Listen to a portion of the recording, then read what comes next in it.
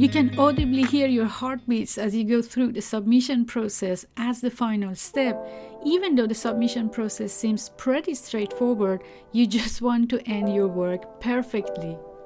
Most publishers have a similar online submission process, whereby you make an account with that journal, fill in your personal and professional information, upload your documents, and of course, wait till you receive an acknowledgement of the receipt of your documents by email. There are a few remaining points to take care of at this stage to put your mind at rest.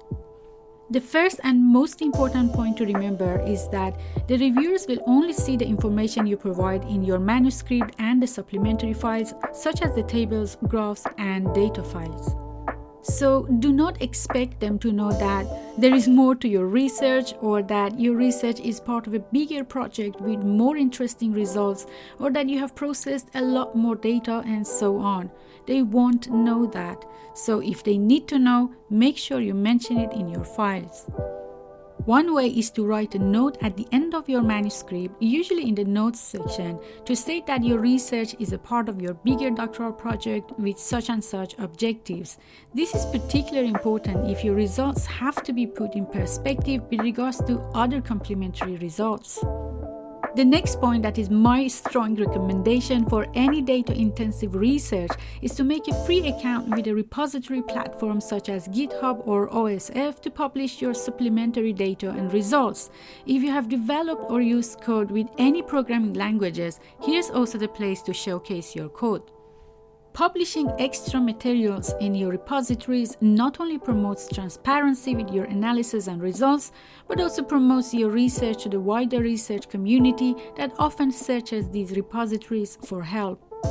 There's an additional benefit to having a data repository. You don't have to stuff everything in your manuscript anymore. You can simply provide a link to your repository in a note at the end of your article. But be sure to provide this link only after the review process is completed and your manuscript is accepted for publication. If you provide the link in your initial manuscript, the reviewers can easily identify you from your repository name, and the editor may even reject your paper if he or she suspects that you have intentionally done so. Then comes the issue of anonymity. Make sure you remove all identifying features from your manuscript and other supplementary files, including your name and signature in the file's properties. There's an exception to this rule. If you have developed software or a tool with which you have analyzed your data, the reviewers should have access to it to be able to test it or confirm its reliability or suitability for your research. You have to refer to it or cite it using your name, but you should not let the reviewers know you have made it. Here's an example.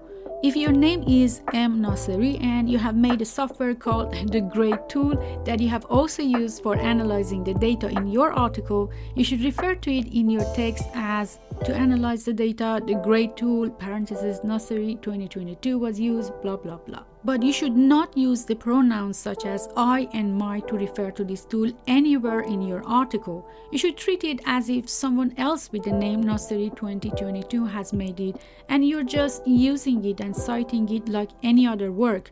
If you're still confused about this rule, let me know in your feedback or question sections and I will get back to you with more examples. This case would be similar to citing your past articles that need to be known or accessed by the reviewers. For instance, if you have previously published a conference paper or an article with the title A Great Experiment in the year 2020, you can refer to it in the body of your text as your name 2020 and in the references section as an entry item, for example, Naseri M 2020, A Great Experiment, the journal of such and such. But throughout your article, you should not use any identification feature by which the reviewers can understand that you are the author of that article or conference paper. This, of course, is in the case that the reviewers need to access the information in that previous work to evaluate your current work better without knowing that you have written it. There's another way of addressing your previous works and software that you're using in your current work, and that is just to refer to it in your main text with the author year format, literally.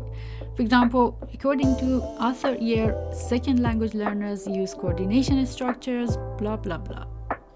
This seems to be the preferred way for some publishers, but I believe it hinders the complete evaluation by the reviewers because they won't know what you're referring to and cannot decide if your current, let's say, methodology or framework is consistent with the previously evaluated work or not.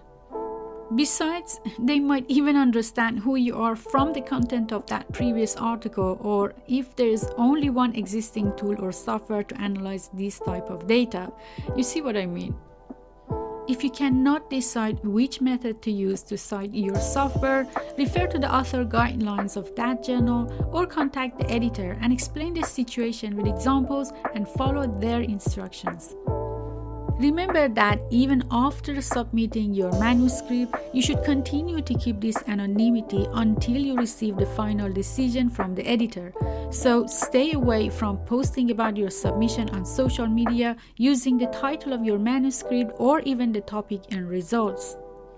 After submitting all your files and receiving the acknowledgement of their receipt by that journal or publisher, you can track the progress of your manuscript via the author's dashboard or the account you have with that journal.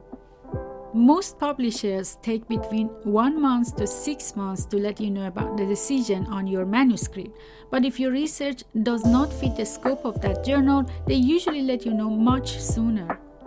In your manuscript's progress report, you will see its current stage as manuscript submitted or editor invited that you can use via a screenshot to prove its submission to your department or workplace. The with editor stage shows the editor is still deciding on your article's suitability. If this stage changes to reviewers invited or reviewer 1 invited, then you know the editor has approved its suitability and the review stage has begun. When you see your manuscript moving from the stage of under review through reviews completed to decision in progress, you should expect the editor to contact you soon. If your manuscript is rejected, the progress stops with the completed reject stage. If, however, your manuscript is accepted, it will move forward through the editing process. Immediate acceptance with no revisions is very rare. Many good manuscripts receive at least minor revisions required, and most manuscripts receive major revisions required at this stage. A mistake that many beginner academic writers make is that they withdraw their manuscripts once they see the revisions tag on them. This usually stems from their unawareness of the reality of the publication process or perhaps very high expectations. In reality, seeing any revision tag is good news.